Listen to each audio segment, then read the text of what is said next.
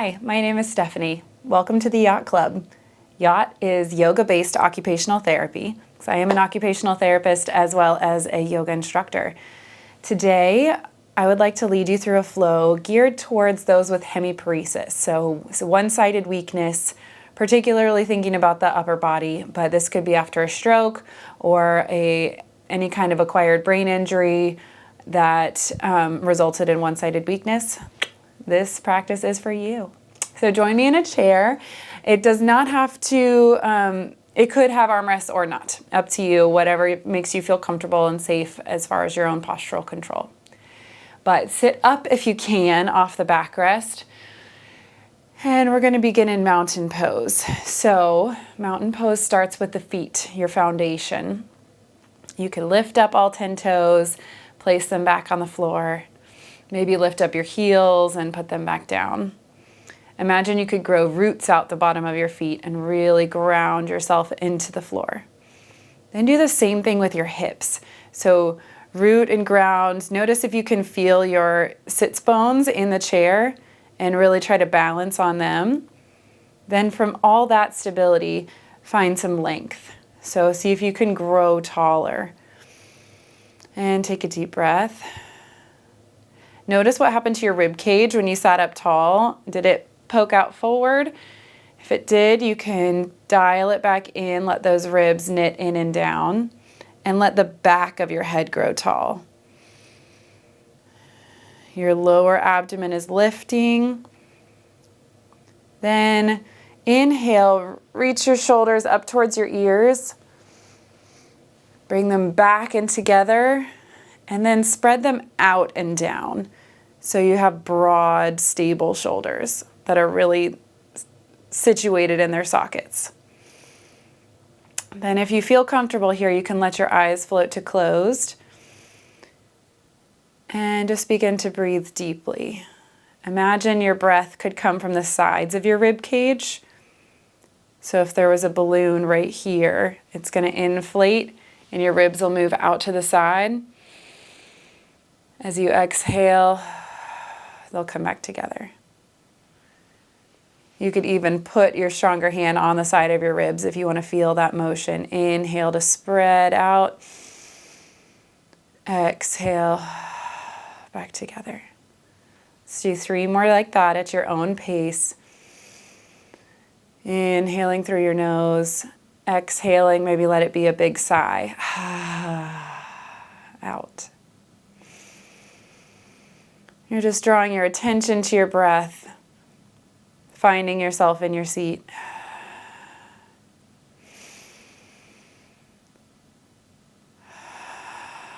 Now let's get those shoulders moving. So we're going to try and keep your breath linked with your movement as often as possible. So I'd like to begin most proximally, so it closes into your body, where your shoulder blades meet your rib cage. So your shoulder blades could move in a few different directions. They can slide up and down your back. They can go around to come forward and squeeze together to go back. And they can also rotate, spinning up and out. So first we'll just start with some up and down movement. So inhale your shoulders up to your ears. Exhale down. Inhale up. Exhale down.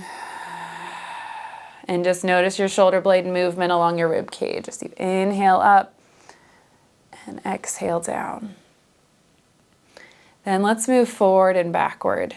So for this one, let's inhale, squeeze your shoulder blades together so you're spreading your chest, making more space. Exhale, round forward. Inhale, squeeze together. Exhale, round forward. Inhale, squeeze together. Exhale to round. Now throughout this video, there may be some things that you have more movement than I'm showing, or maybe you have less active movement, so just adapt to what works for your body. But for the next one, let's try lifting from your elbows, bringing your arms out to the side. So this is that upward rotation of the shoulder blades is what we're paying attention to. So inhale up, exhale down, Inhale up. Exhale down. Inhale up. Exhale down. Okay, now lace your fingers together. Let's get a little bit more shoulder movement. So in this context, your stronger arm is going to be helping your weaker arm to move, still moving with your breath. So reach your arms forward and inhale, reach up. Exhale, bring them back down. Inhale up. Exhale down. Inhale up. And exhale down. Next, we'll move side to side, so keep those fingers laced. Inhale up just a little bit, and then exhale to twist. Reach your shoulder across your body. And then let's come the other way. Inhale to the middle. Exhale to twist. Inhale middle. Exhale twist. Inhale to the middle. And exhale to twist. Inhale, come back to center. Now just to note, we're going to avoid any movements where your arm would be pulled up over your head. So if you don't have active flexion, we never want to reach that arm above 90 degrees. There's some risk of doing damage to your shoulder joint. So we'll always stop at 90. Even if your arms end up bent and just like this, that's fine, but we just don't want to pull your arms up over your head. Okay, next, let's keep your elbows in close to your body and do a little bit more of a core twist. So let's inhale to one side,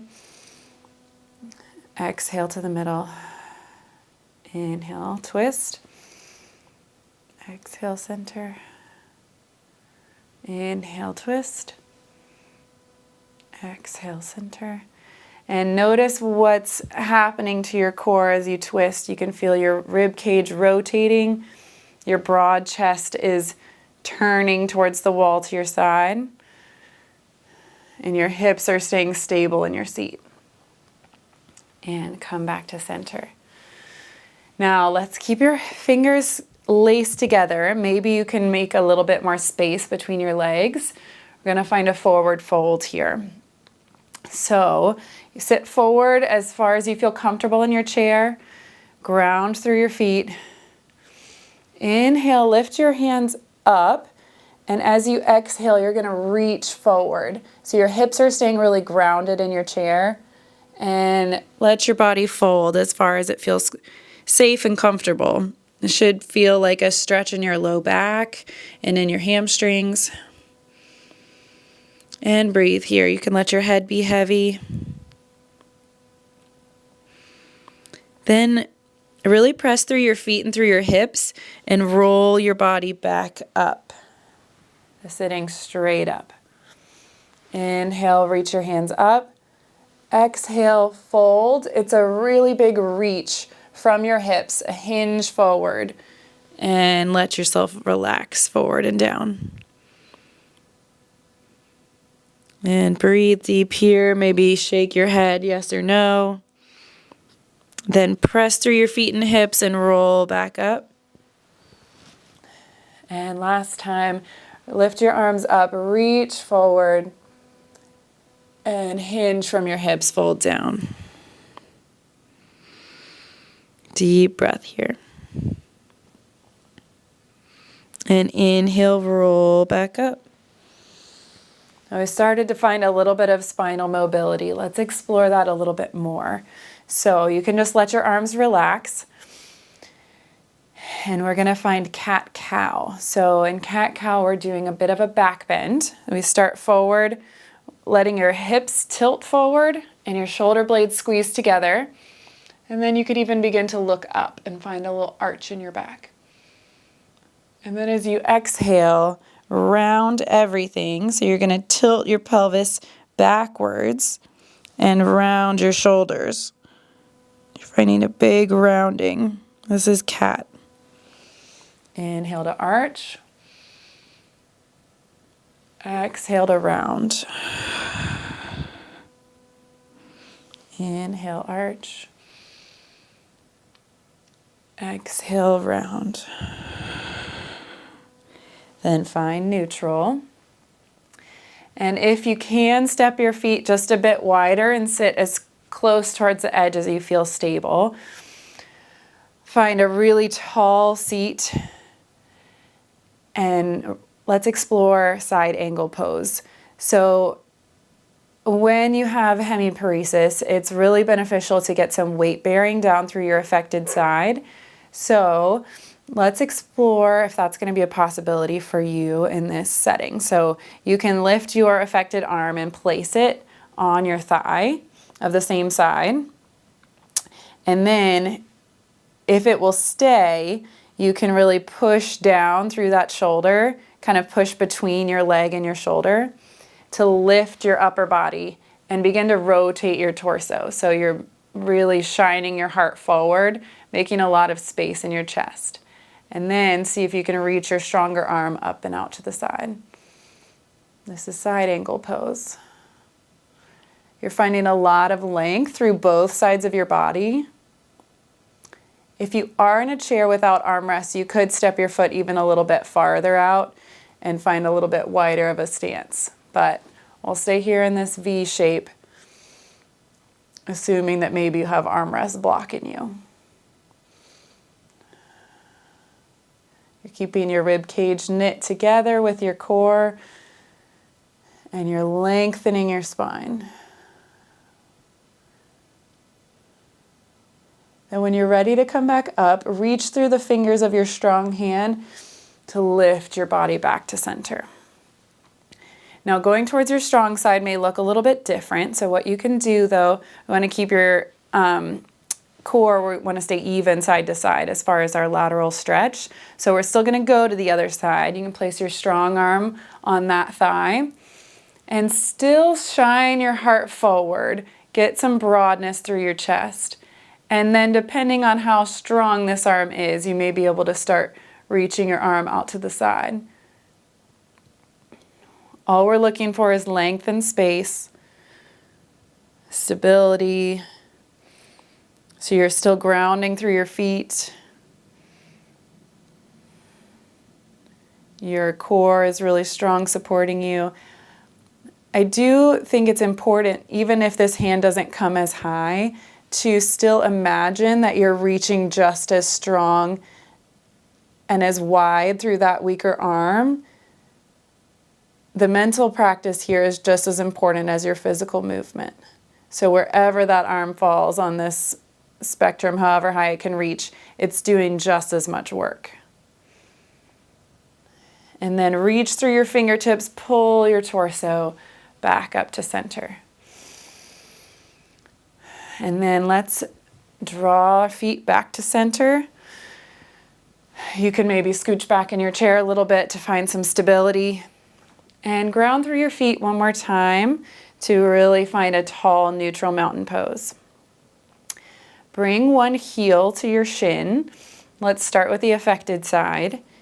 And see if you can draw a line up your shin with that heel.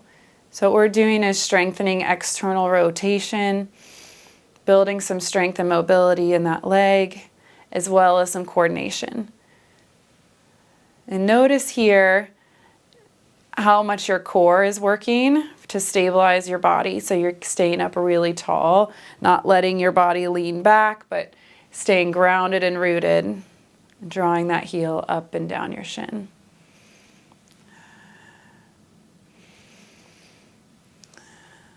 And breathe. You can inhale as you draw up and exhale down. Then reground that foot and let's come to the other side. Draw your heel to your shin. Inhale up and exhale down. Stay as tall as you can. Really letting this stable leg stay rooted and grounded.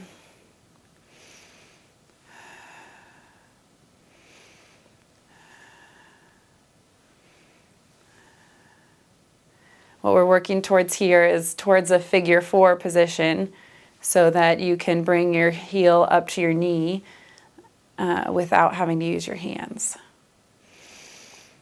Beautiful. And then bring your feet back down to the ground and draw one foot out a little bit closer to straight and begin to find some movement in that ankle. So first let's try a point and flex. So stretch your toes down towards the ground and draw them back. Just exploring the range of motion that you have in your ankle. Let's do 5, pointing and flexing, and then begin to draw some circles with your ankle. You can do 5 to each direction, and then stop, bend, change directions, explore the other way. And stay tall, and don't forget your breath. And let's try the other side. So reach that leg out towards straight.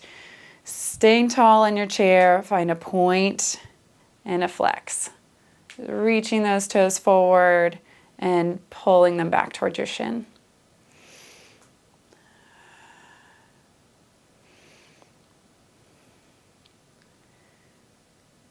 And then begin to find some circles. You may hear a little popping and cracking in your ankle. That's okay. Just working out the kinks. 5 to each direction. So you can change the other way. And just explore that range of motion of that ankle. Okay. Now, for this next exercise, it may help you to have a strap. You may be able to do it by the strength of your own leg, but a tie or this is a strap from a jacket, so anything will work when you'll be using your strong hand to thread it around your leg. And the idea is going to be that you hold onto it with that strong hand. So we're just looking for a little hip mobility here. You can actually lean back into your chair for this one though, so you have a little bit more room to move. That hip flexor is not going to be so tight. But let's find some circles first in this hip. So you can use the strap to help lift your leg.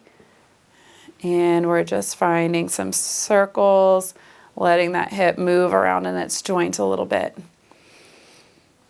And you can change directions, go circles in the other direction. In general, our joints really benefit from mobility. The more you keep a joint still, the stiffer it's going to get.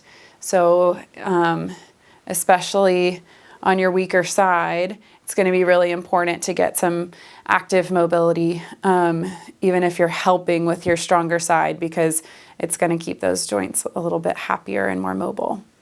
Okay, so you've got 5 circles to each direction.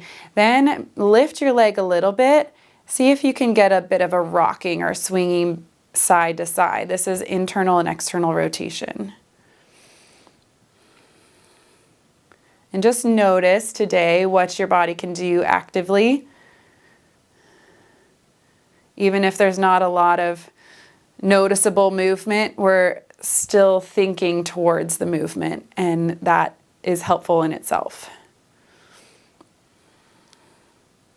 Okay, and then let's switch sides so you can move your strap to the other side.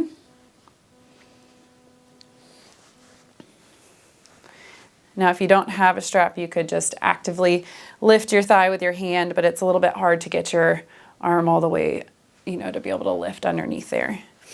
Okay, so first we've got circles. You can lean back against the back of your chair and draw a big circle with that hip. Help as much as you need to with your arm, but definitely you can use the active muscle strength in this side.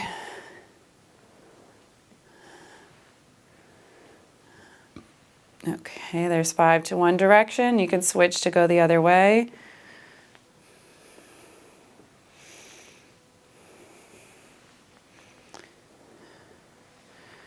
And then pause. Once you get back to the middle, you can lift up your leg just enough so where it's hovering, and then do a little bit of a pendulum swing side to side for internal and external rotation.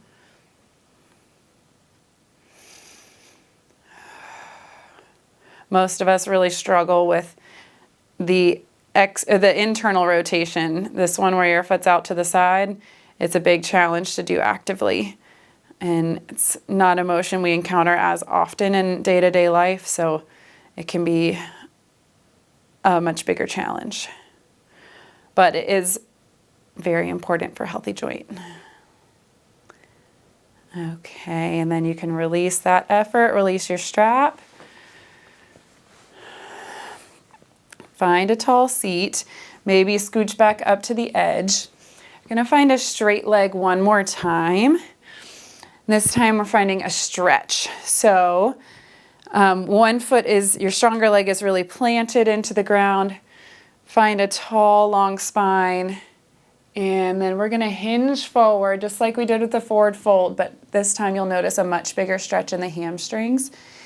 If you feel comfortable, you can have both your elbows on your thighs and get a little bit of extra weight bearing through those elbows, keeping your spine nice and straight.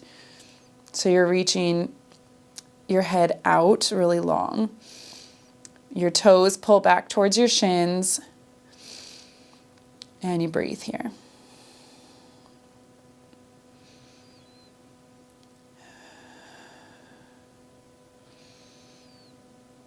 And press through your feet and hips, rise back up, and change sides. So draw your stronger leg forward, toes draw back towards the shin, ground through your hips and get really tall.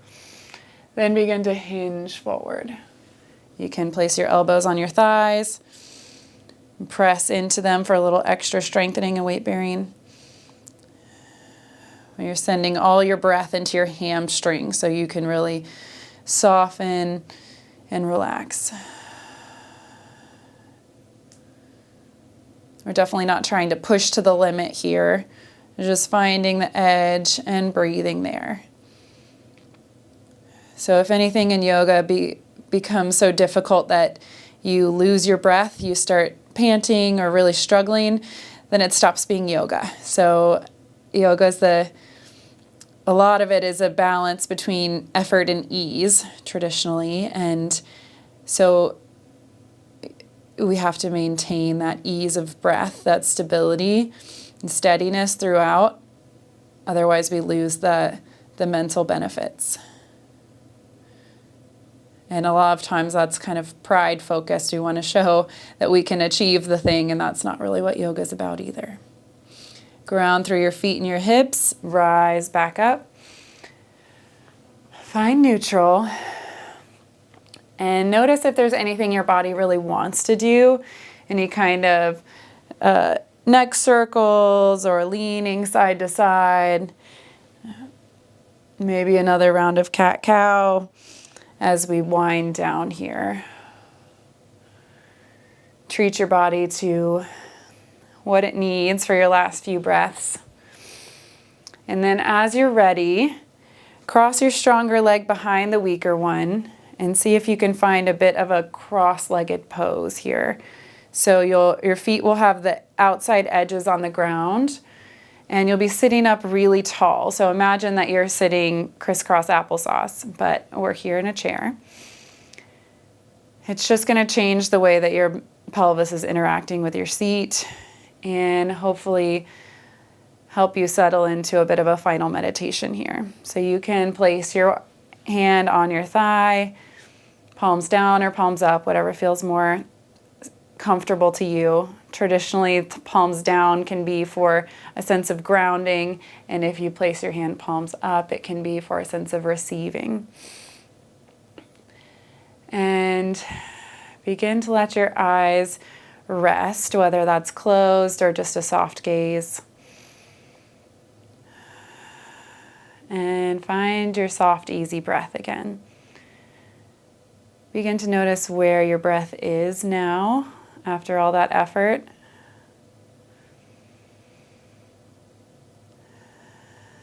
Notice what part of your body moves as you take a deep breath. See if you could even send your breath so low as that it could stretch your pelvic floor. So the muscles that are interacting with the seat, You breathe in, they stretch out. And as you exhale, they just relax. Maybe you prefer to have your breath be focused in your lower rib cage. That's a beautiful practice as well. I would challenge you to avoid breathing up in your upper chest. That can be a bit shallow and effortful. We're looking for a deep, slow, easy breath down in the lower rib cage or the belly. And then begin to consciously relax your muscles, starting from your feet. Let go of any effort in your knees, the muscles of your thighs, in your hips. Make sure you feel stacked and grounded, that you're not going to wobble when you release the muscular effort. Release any tension in your neck or shoulders.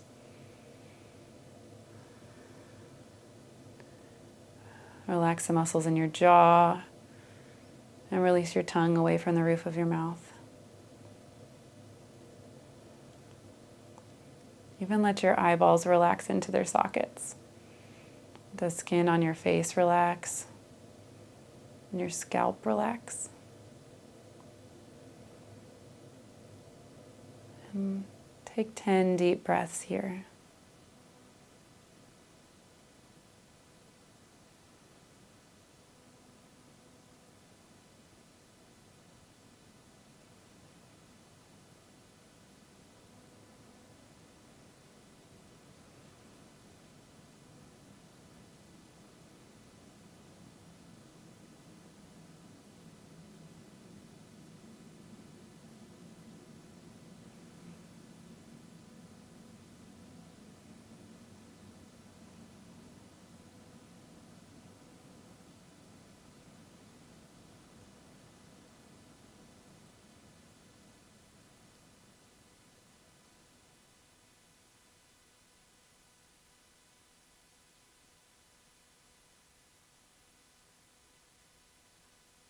And begin to deepen your breath.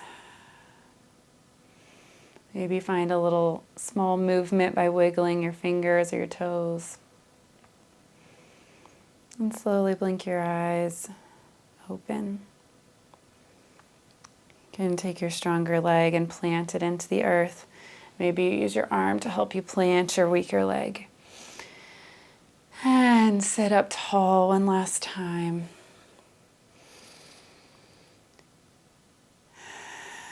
And find a deep, steadying breath. Maybe lace your fingers together and draw them up towards your heart. And seal your practice with a final breath. Maybe drop your chin towards your chest, find a small bow.